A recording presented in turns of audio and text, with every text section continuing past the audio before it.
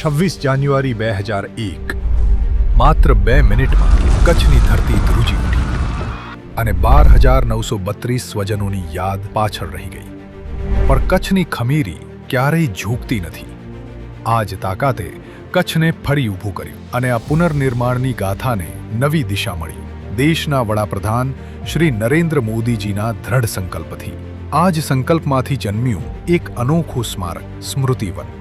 આજે મુખ્યમંત્રી શ્રી ભૂપેન્દ્ર પટેલજીના નેતૃત્વમાં આ સ્મૃતિ સ્થળ કચ્છની ખમીરી અને વિકાસની ગાથા દુનિયા સમક્ષ રજૂ કરી રહ્યું છે. 50 ચેકડેમ અને 6 લાખથી વધુ વૃક્ષોની વચ્ચે આકાર પામેલું વિશ્વસ્તરીય મ્યુઝિયમ, 7 અનોખી ગેલેરીઓ, જ્યાં 2001ના ભૂકંપની તીવ્રતા અનુભવ કરાવતો સિમ્યુલેટર અને કચ્છની ખુમારીની ગાથા જીવંત થાય છે. આજે દેશ વિદેશમાંથી લાખો મુલાકાતીઓ આ ખમીરવંતી ભૂમિના દર્શને આવે છે.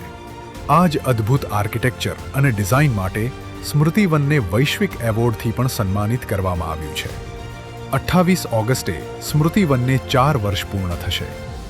સમગ્ર વિશ્વને લાગ્યું હતું કચ્છનું પુનર્નિર્માણ હવે અશક્ય છે, પણ આ ખમીરવંતી માટીની ખુમારી અને હિંમતે દુનિયાને જવાબ આપી દીધો. જય જય ગરવી ગુજરાત.